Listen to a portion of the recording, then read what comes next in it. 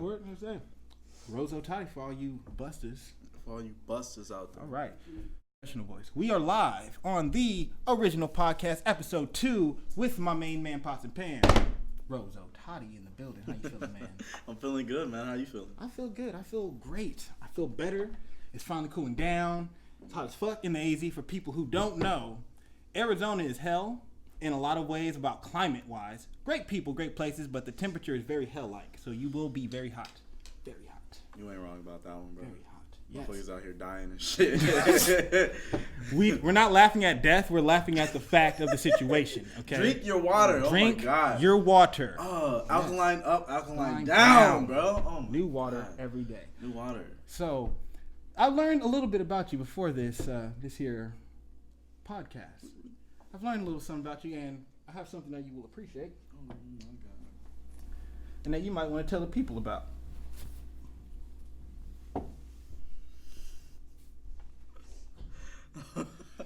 What significance does that hold for you, Mr.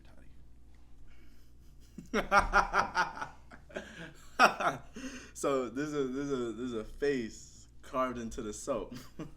I tried to do you. I tried my best. Yo, those are glasses. Yo, the lips about juicy as hell. I give them that. That's a beard around there. That little scruff. That's the beard. Okay, yeah. I gotta hold it close. I took off my glasses, but it's all right. Yeah, I tried. Yeah, no, I like that. I like that. That's lit. That's lit right there.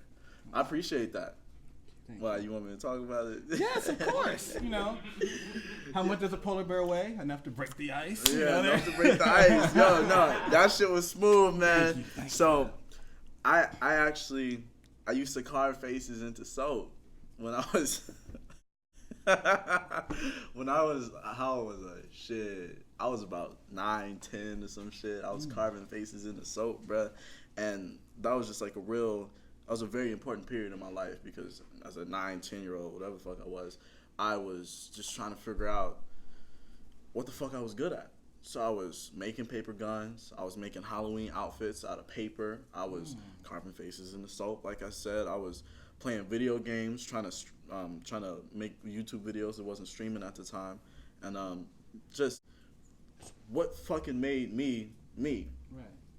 And carving faces in the soap and then giving them to my teachers and my friends.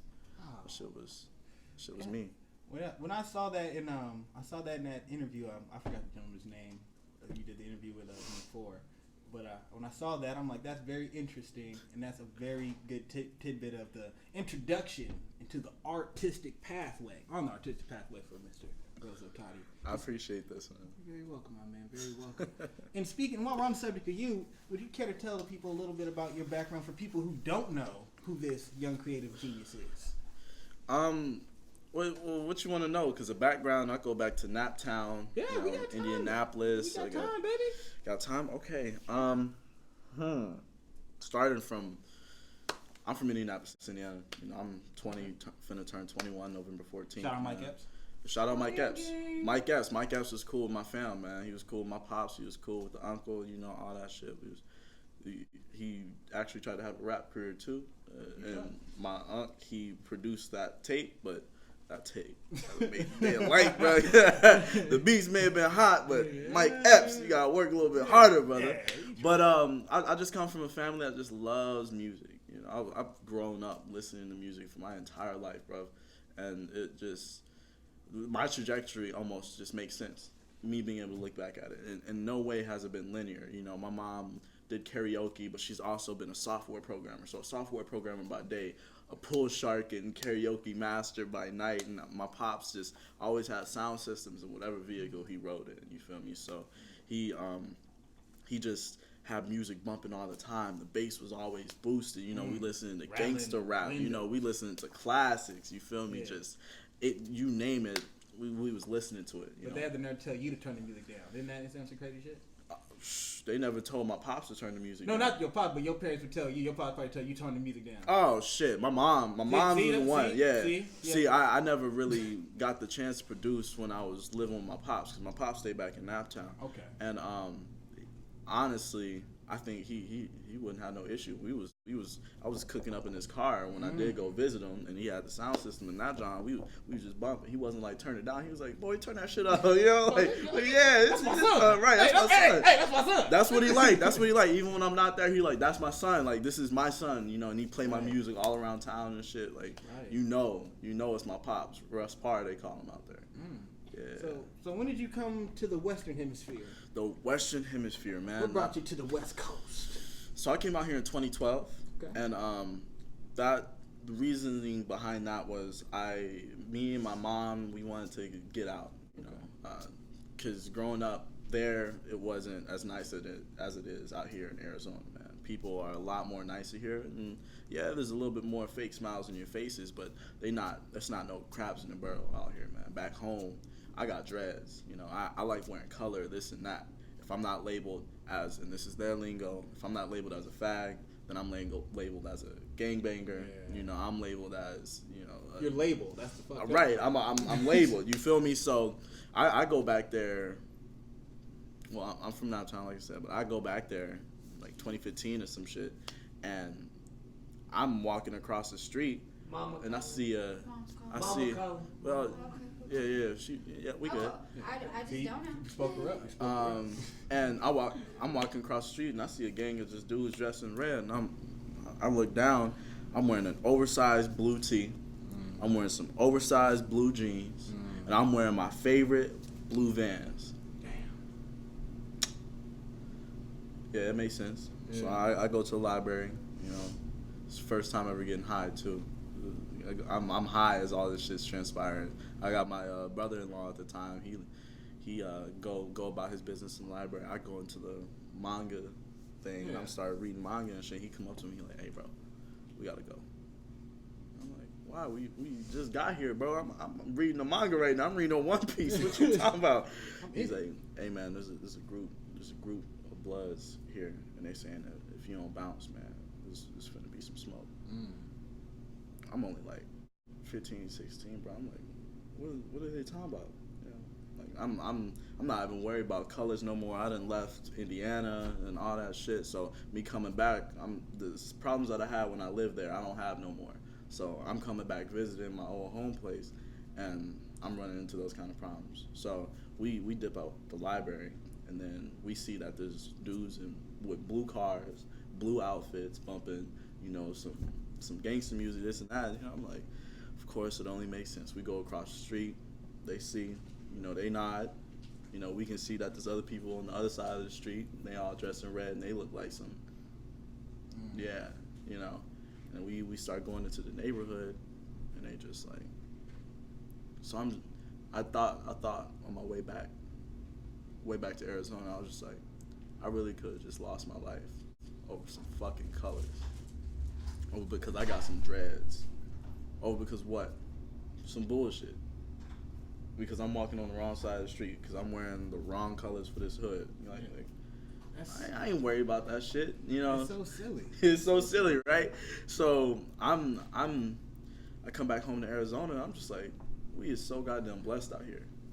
All these houses, we in South Phoenix, all these cribs, they all look the same. These are the motherfucking suburbs. When I go back to Indiana, ain't no lights. Ain't no heat, you know, and I'm not going to describe the full situation, but I know what it's like, you know, the struggle. And I come back here, we blessed. Yeah, the water may have a tinge of just, but yeah, we got everything we need.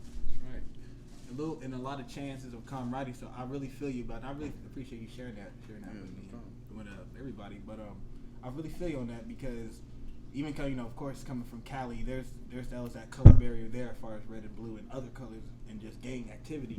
And it's silly because, you know, it's really based off of things being perceived as the wrong side or the wrong colors. Like, it ain't no wrong, really. It's just that there's a lot of fucked up history, and we're at the point where we don't know how to heal from it, and a lot of people don't want to heal from it. And I understand, you know, that's that lifestyle, but I just really hope that we can get to a point to have that real conversation about how that can really be nipped in the bud, because we are so far removed from a lot of that, the roots of that, and all the people that started the roots of that.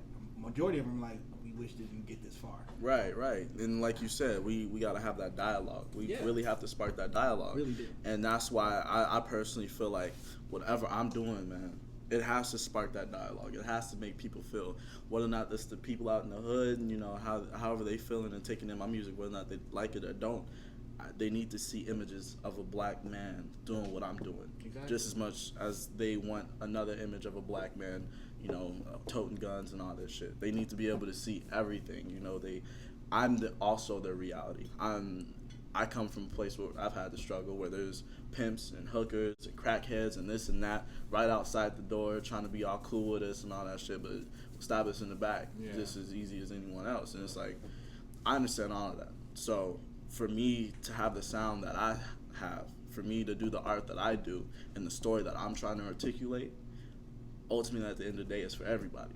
It's for everybody. And that's what a lot of people, when they hear especially a black man say for everybody, we really do mean everybody. We, of course, we mean our black community, but there's a lot of other problems outside the black community that we can't talk about because we're still getting the house right. Mm-hmm. We're still getting the house. Once we get the house right, there's a lot of American issues that we would love to take full part of and fix, because as hard as it believe, black people are very proud Americans. Yeah. We haven't, think about it, slavery was abolished 100 years ago, right? So it was done. We weren't hopping on boats going back to Africa. By the time we didn't know how to get back, but we were here trying to live the American dream, trying to build houses, trying to pay taxes, trying to fight for the country. We were denied. I don't know if people know how serious this is. No, this is serious. If you want to go into this, we can go into this. People of color were denied dying for this country. That's how serious. That's how serious the hate. How can you hate a black person like, yo, I want to die for this country? No. You black, like, wow. No. And then when we finally get the chance, bro, we on the front lines and they shooting us in the back, and then they want to go and tell the supposed enemy that we fucking monkeys. Like, that's a conversation we have to have, because the majority of my counterparts don't understand. You know, my ancestors were slaves, bro. My documented history of my family goes back to 1866. What happened the year before? A fucking document that says these people are humans too. Barely. And then what happens after that? The fucking mass incarceration system. Yeah. Right? And then I'm looking at my history. My family has been a part of every single war that I at least know of after 1866. And had to fight to be a part of it. Yet, my grandfather still had to sip from a opposite water fountain, right? And then now we come to today in 2019, because I don't know a lick about my history. All I know is what has been told to me by people that don't know a lick of their history. I'm over here trying to figure out, who am I? And who will my children be? Or what can we call ourselves? Yeah. I don't know if you're aware of China. They did there was this thing called the Great Leap Forward in China. Yeah. And that's before that, China had a history where after a certain dynasty, I forget the dynasty, but they basically wiped out all the Chinese history. They burnt it all. They burnt everything that was old history. So, I remember this. Yeah.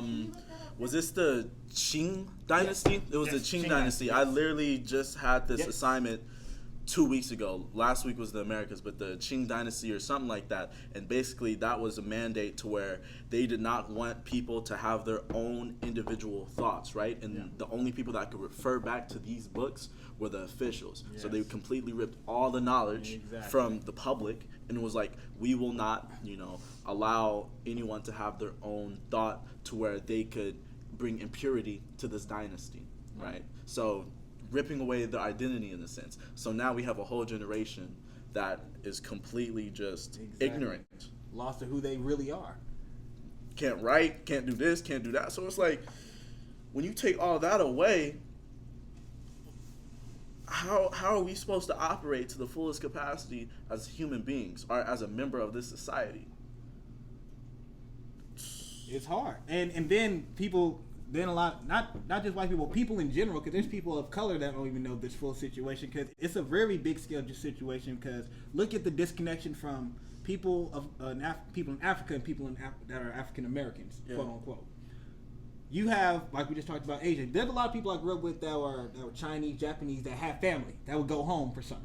that were like, oh, I'm going back to Japan to go see my grandparents. I'm going to China. Or I had a white friend. I'm going to London. I'm going to Scotland, Mexico. You know, they always go home to go see they people. Black people, we're going to the South. We're going to New York. You know, we're not. Yeah, that's how far the venture goes out. So there's a disconnect from our original origins of people. So when it's come to finding oneself, it's hard to. You have to. That's everybody. You're just growing up trying to find who you are. Like, who am I as a person? Let alone we have to find who we are as a people. So then I have to find who we are as a people. Then I have to find who I am that fits inside this community as a people. Then I have to find myself as an individual. So that's a lot of hurdles just to get to the point. It's a lot of hurdles. yo, no, that's dead ass though. That's a lot of hurdles. Something that really get me is the fact that I have to worry about my information being sold just for me trying to get a DNA test to figure out who my people were. And that's fucked up. Like, that's not even like a moral thing. That's just like, well, you know, we just want to get $1. It's fucked up how marketing does that, bro. Dude, it's sick. It's sick. I'm just like, okay, so if this is true, if they are selling our information to insurance companies and whoever the fuck, you just diluted like the whole me trying to figure out my identity. Now it make me not even want to be interested in whatever the fuck services people have to offer for me to really feel like I belong in this place. You know, it's already, man. This is a whole conversation. If you really want to get into it. What's going on in the media right now? I mean, I work in marketing, so like I know all about that, and that's a big part of. There's a lot of laws going about right now with hospitals and like places like that where they're putting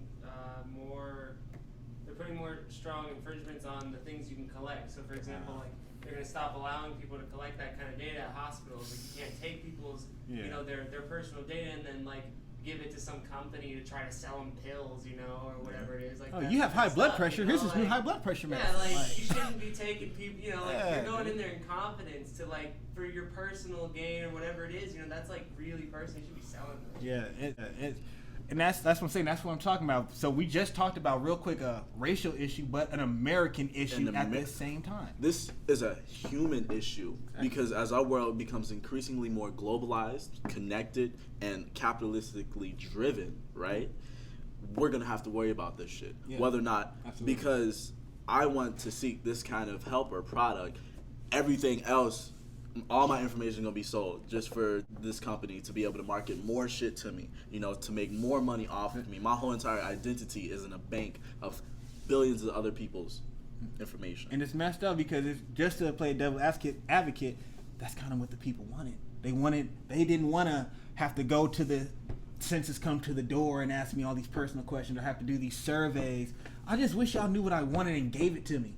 They found a way. They found a motherfucking way. Yeah. So it's that's what people forget, our power, because we ask for a lot of the shit we get, but we get. You ever seen the movie Wishmaster? It's a horror movie. I've not. Yes. Wishmaster. So there's this mythical creature called a djinn. It's like the evil genie, demon genie. So basically, like you make a wish, like, oh, I wish I had $1 million, right? The genie will give you $1 million, but somebody in your family dies. It's one of them trade-offs, right? So we kind of like that's kind of how like our government works. So it's like, okay, we ask for something. Oh, we want more music. We want more music. Okay, you want more music? We're gonna give it to you. So guess what? We're now at a spot where we have all the music in the world, but a lot of people, on the other hand, say like, damn, we have an oversaturation of one sound. Now, a lot of people are complaining about that, but that's just a trade-off of it. I don't think it's detrimental. I think you can't really oversaturate music, but that's a conversation now. Yeah. I never thought that'd be a conversation in music. Like, we got too much music. Like, damn. I can't keep up with this shit. You know, but even on serious notes, like, we trade off, for even tax reform. Okay. We want the rich to pay more taxes. Well, if the rich pay more taxes, a lot of people are going to have to pay more taxes besides the rich. Taxes are going to go up for everybody. So even if you're rich, I understand you worked hard for your money. Just like us, we're all trying to get it ourselves. So we get to a certain money line, we're going to have to pay double or triple, right? So it's like, okay, well, we got the money for it. But at a certain point, you're going to get to a point like, damn, like, what the fuck did I do all this work for if I'm just paying out all my money to help somebody that's not working as hard? So it's a double-edged sword. So it's always a give and take in America, and it's fucked up how politics work because capitalism, people don't know the thing about it. Somebody got to eat the shit. Somebody, don't matter what race, creed, or color, somebody gotta eat the shit.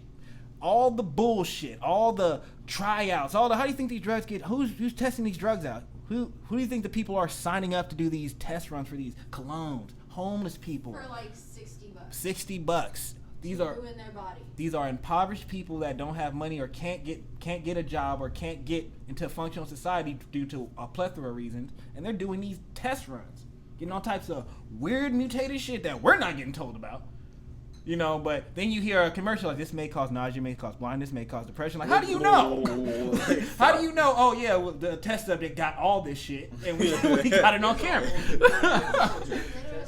Yeah, it's real. And then there's tough subjects that you never hear about again because like they got so bad that they killed them. Yeah. And they're homeless. They don't have any family. They don't have any connections. So they just disappear. Yeah. Oh, but they signed a waiver. They signed a piece of paper though. It's fucked up. That's saying, but that's capitalism. Like it doesn't. Capitalism. Everywhere you go, there's people in other countries using capitalism, but there's a people of a certain color, of a certain creed, or somebody that's eating the shit so that the economy can function. Yeah. All the bullshit. We got to put people in jail. Who got to put in jail so many people make more money for the country? Somebody got to go. And that's exactly why they don't want to legalize marijuana because there's so many. Yeah. They have to let people out. They have to let everybody out. They have to let people out of jail because now he's like, damn, we got to keep the real criminals in here now. Yeah. But what they don't realize is that if you make marijuana legal, you are boosting the economy. Yeah. Because think about it. Well, the people that get out of jail, they won't be able to buy it probably because see, and that's gonna have to go into nothing. Like if you let these people out, these are felons. Now you're gonna have to reform the bill to get felons the right to be functional people in society, so they can vote and do all the shit y'all want Americans to do. Well, they do have a process of that. Yeah, they do. It's just all give and take. It takes 5 something years, it which takes means time. that you gotta hustle and bustle to make sure that you can fucking eat. That's a lot. Because you're a felony, where you go get a job at? That's what I'm saying. Man. Exactly. Not too many options. Not too many options. And like we talked about with the mass incarceration. And the different, they started to create the whole incarceration system after the Emancipation Proclamation. Man, that all ties into it because the majority of people in these prisons are black and brown people. Exactly. And they say that white people do the same thing, maybe even by 2 times more. But it's like, what is the criteria that we're using to create these systems, and who is creating these systems? I mean, it's an old system, like the police. Like a lot of people are under the impression that once slaves were freed, like there was a big convention or a big conversation, like all the police officers came together, like, all right, so we're no longer chasing slaves, we're just policing everything. That never happened. There's no point in history where the police had a big reform since being established for capturing slaves. So that is like still the root foundation of this entire system that never had a big change. You never cleaned out the old shit and brought in the new. It's still just the same shit. Like, oh, we'll just forget about that shit and do new stuff. No. All your tactics, all your verbal language, all your body, everything that makes a police officer is bathed in the root of slavery, capturing slaves. Yeah. In that ideology. So you have to strip that ideology down and make a new one to accommodate the new lifestyle of the people around you. So why do you feel like that's so hard for people, to digest and to make action off of, personally? Well, for me, it's we have a big fear of grandiose shit. Once something is bigger than what we can handle, we usually give up as humans. Because it's like, oh my God, the government's fucking us over. Well, what are you going to do? It's the government. It's like, no, the thing is, they work for us. People forget. We ask for the shit they want. They just give it to us in a fucked up way. But we control what that shit does. So all we have to do is actually focus on one thing at a time. We can't do all this spread out shit. We have to focus on one thing at a time and make sure that gets done to show that it can get done. So if we sorry, I got off on that tangent. No, you good. You good. On tangent. What makes it hard? So that makes it hard for you to grasp. And what we can do about it is actually learning up on shit. Like people are scared to vote. Black people are afraid to vote because we don't feel voting works. Let me ask you: how many black people do you know before Obama voted? My dad. I come from a family of all black people. I only know like 2 people that voted. I know way more than 2 black people in my family.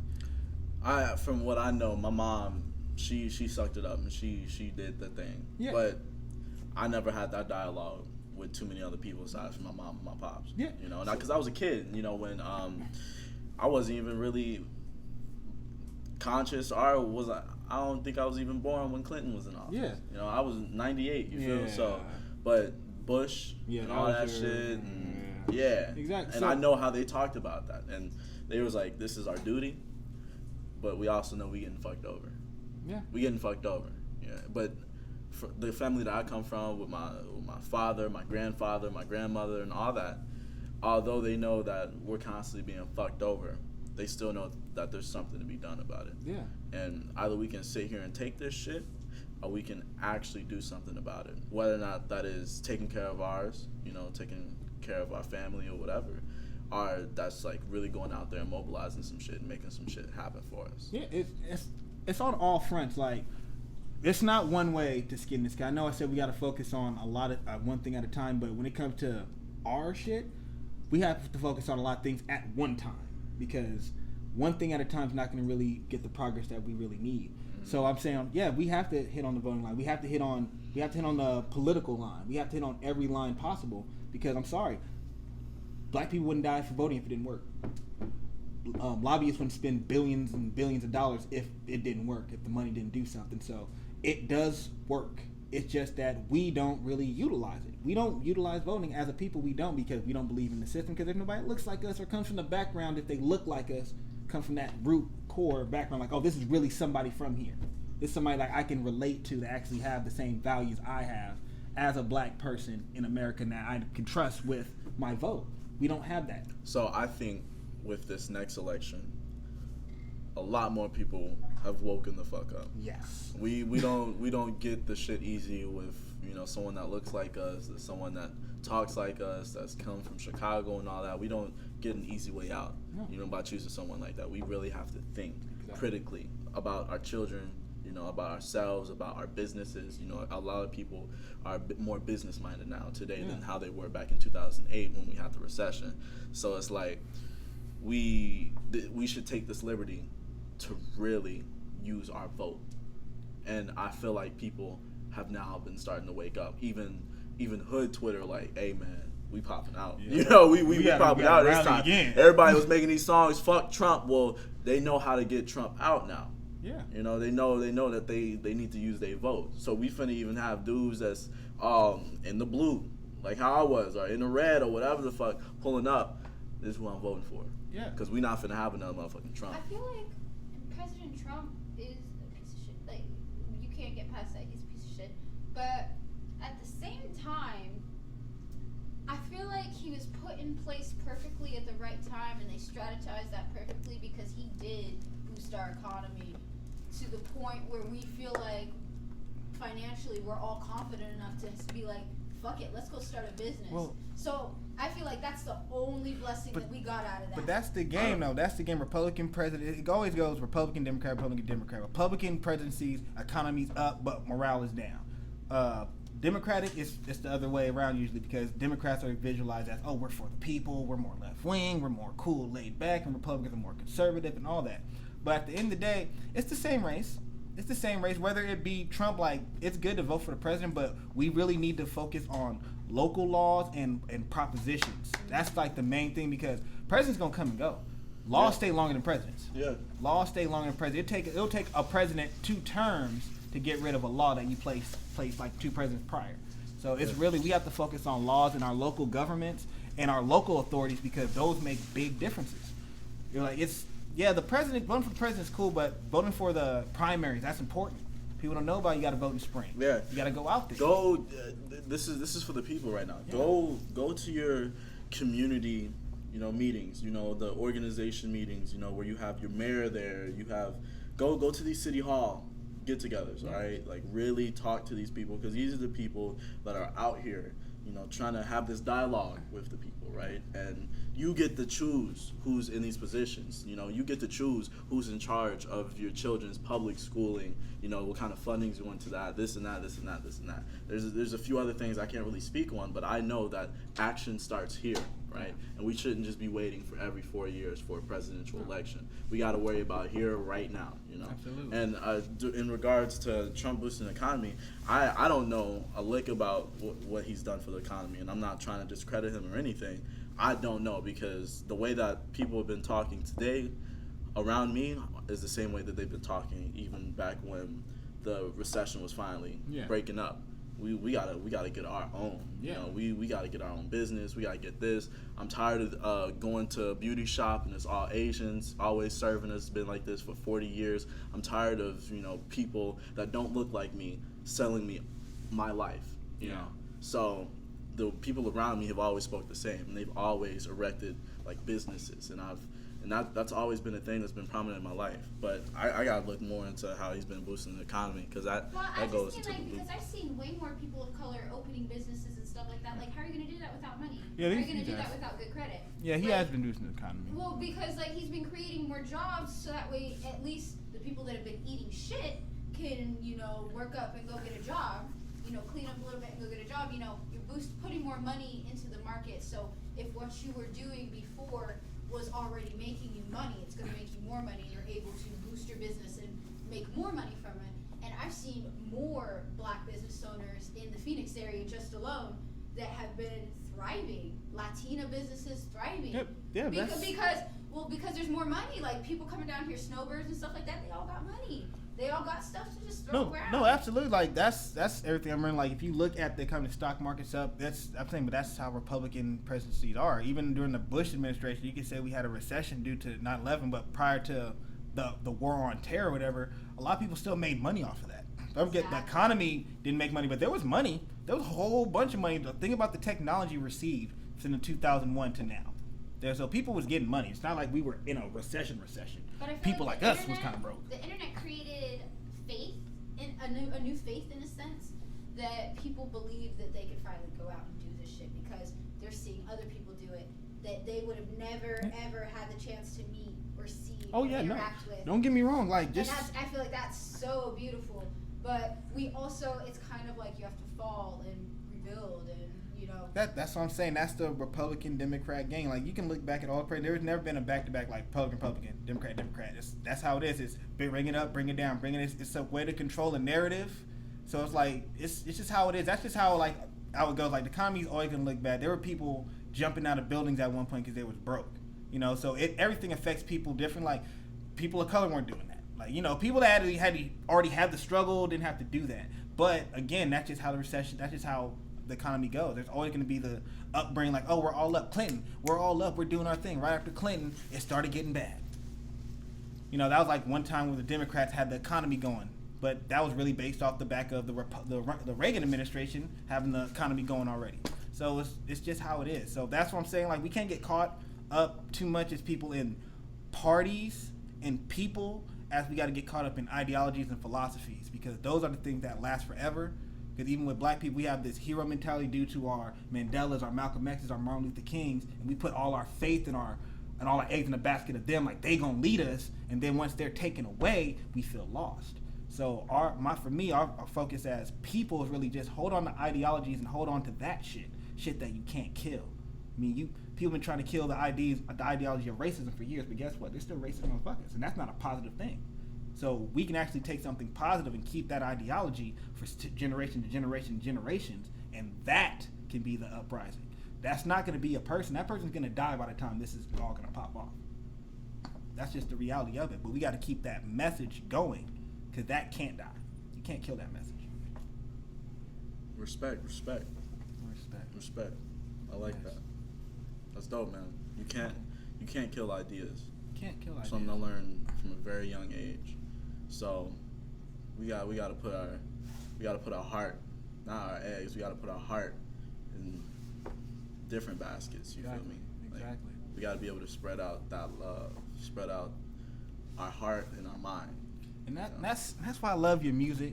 That's why I love your sound, because you promote a lot of love and unity. Your music makes me feel like I can just go up to hug anybody. That's what your music makes me feel like. You know what? I could bump Big Head and just hug a stranger and they not get offended or try to punch me in the face. That's how your music makes me feel, and it makes people feel good, and I enjoy that because that's what the world needs. people we're so enclosed, and even on a side note, black people, we love everybody, but let's not be monolithic. We all don't have to conform to one idea to be black people, y'all. Right. We can be diverse, so let us all be diverse. You can have Bootsy Collins, and you can have serious ass niggas like Howlin' Wolf, so you can have it all. So that's what I'm saying. Like, I really like how you just really just open the world up to, like, it's cool, just be cool. Yeah. You a big head. Yeah, big head, bro. That's the. And speaking of big head, man, is there an album coming out? Is there an album behind this?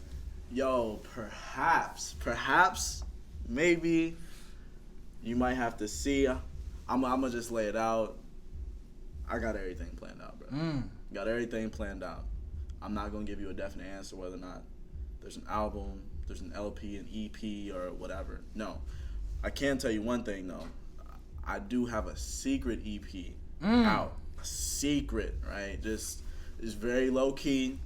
The DJs got it. The people that come up to me, talk about it, ask about it, they get it, but it's only in person, and everything is signed with a performing arts kind of business. So I'm with BMI, so everything's protected. I'm not worried about people stealing the music, but I'm just letting the people know that I care about them and I love them. We're gonna keep this one low key for a bit. I like that. So I'm about to get that link from you, because you told me and told them about it. I'm about to get that link from you, so I can listen to this secret EP. Yeah, it's only on CD though. So okay, I got a CD player somewhere. Okay, we'll go in the shed. Walkman. Anti-skip. Get that anti-skip popping. Right. Yes. Oh my gosh. And you're doing so I know, as a creative person as yourself, what else do you have in the works, Mr. Toddy? Let the people know. We have people an insight to the creative mind, just a piece, because it may be too much for the mere mortal to comprehend. The mere mortal. Well, every single day is planned out. Every single day, whether or not that's a consistent post a day, that's what moves we making, right? And all these moves is art related and business related. So, got 2 photo shoots a week. You feel me? We on a low key press run. We're not doing the full album press run where we're hitting up Breakfast Club and all that shit. No, we're keeping it consistent, so there's a nice stream of content out. But I can definitely say, just like talking personally to you, I've been working on my modeling a lot more. So I'm a signed model and / actor with Priority Talent, and they're a startup agency out here trying to push a diverse, wide range models. Just they're trying to push them out into the valley, into other opportunities around the states, and working with them has given me, like, I'm able to take my modeling into a more professional kind of way of thought, and then aside from that, just making dope art with my friends, whether or not I'm in front of the camera, I'm behind it, doing cool shit like that. So you'll see some dope photos I've taken. I may not post it exactly on my feeds or on my social media, but I'm sure as hell tagged. Right. And if you know. So check out Pride Pete's shit. Check out Say's shit. Check out Cafe Pico. Check out Sunny. Check out, there's so many different people you can check out. I'm in a lot of different nooks and crannies of the more greater Phoenix area. You know? So if you're looking for me, you can find me. Got you. And for the people who don't know, you're also a scholar. You're an academic. Yes. Yeah. So tell the people about your educational, career. So aside from being a career artist, I am a full-time student. I'm a global studies major with a French minor. It sounds a little country on it. Nah, French minor? Yeah, French minor. Get minor. Minor. I'm really trying to think about how minor. But yeah, like I said, global studies major with a French minor, and honestly, it's a lot of work. Yeah. And some of it's work I don't want to be doing, but something that really sets us apart from the next is being able to push through that. If you do anything, one, make it look sexy, but of course, always show your ass on it. You feel me? Always put in 100%, the bare maximum. Yeah. That's real. So, as a major in globalization, Major in global studies. Global studies. Thank you. Yeah. Major in global studies. That's what it is. So, how do you balance that business savvy and more of a not really hard nosed, but more of a calculated field compared to the more artistic field where you have more on feel and more on emotion and more intuition, where it's more like numbers and more hardcore facts. How do you balance that out in your life?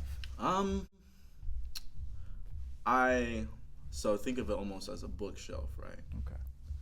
How is your bookshelf organized? How are you inserting these books, kind of thing.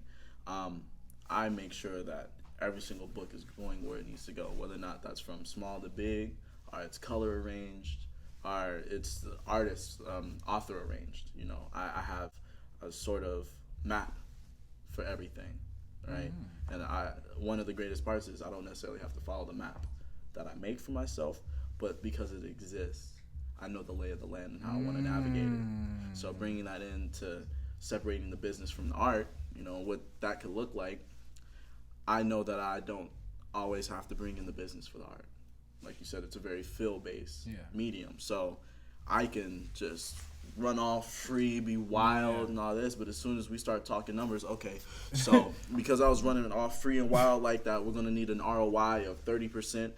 We start going into that, and then we can go right back into being off free and wild, because we've already handled the numbers. We've already handled the outreach, the this and that.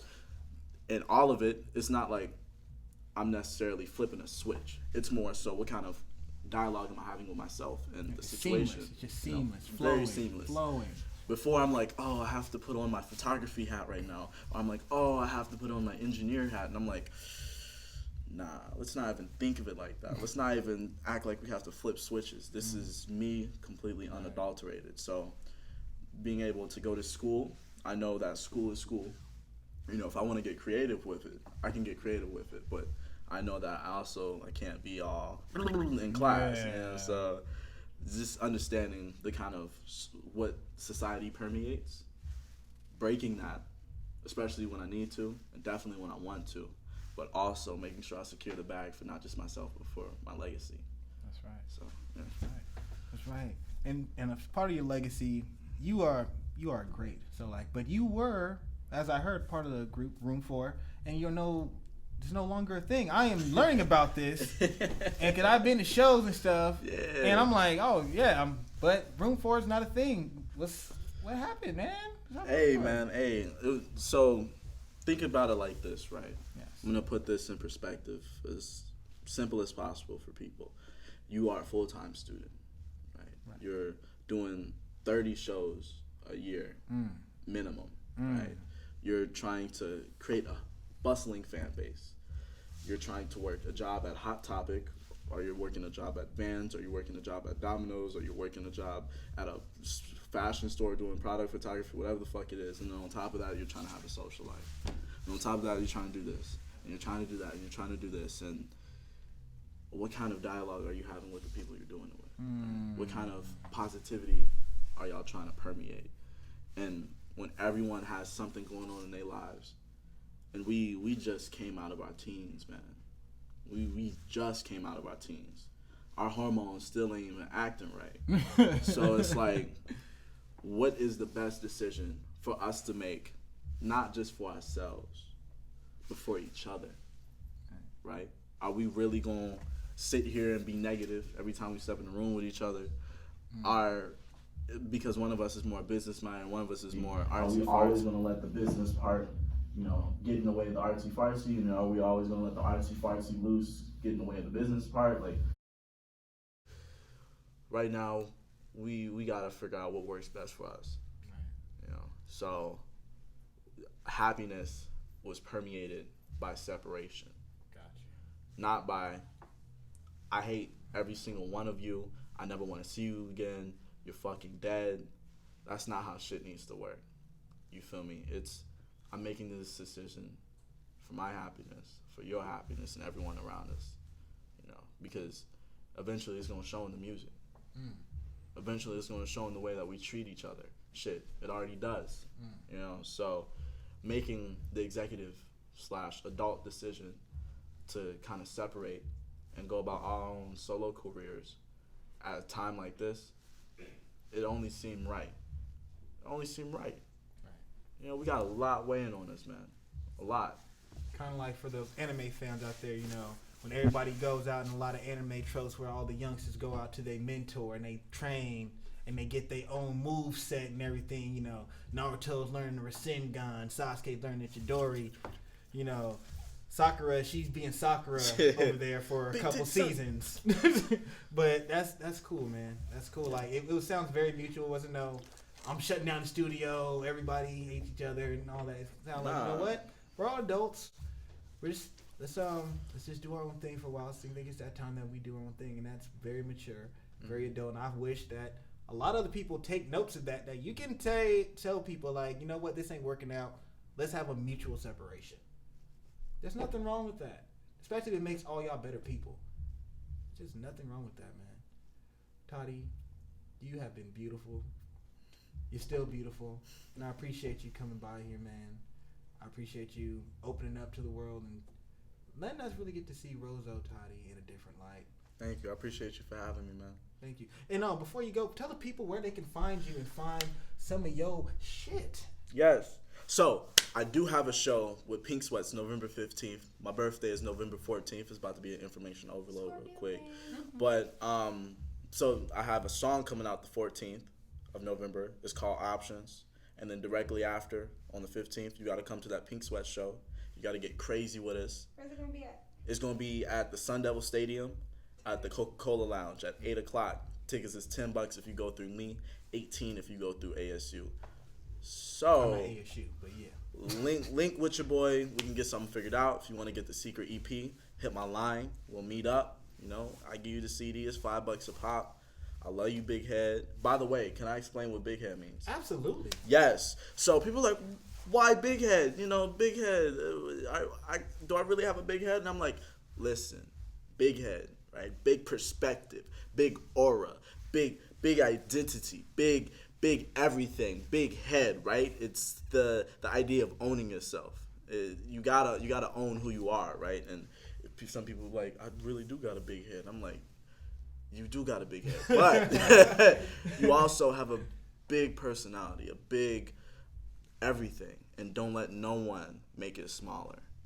I love you, Big Head. Yes. And just for the follows, we can follow you at ROZOTADI, every single place you can find. There it is. And this has been episode deuce of the original podcast, and we out. Au revoir. Au revoir.